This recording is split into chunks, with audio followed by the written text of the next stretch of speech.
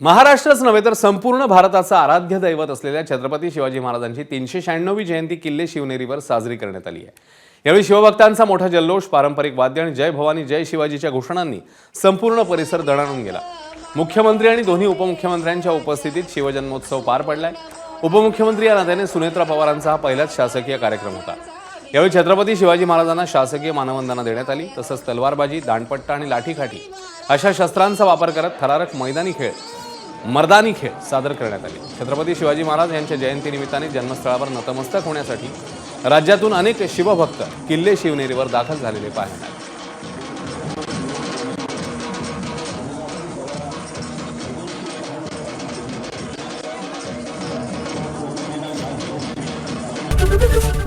ABP माझा, उघडा डोळे बघा नीट।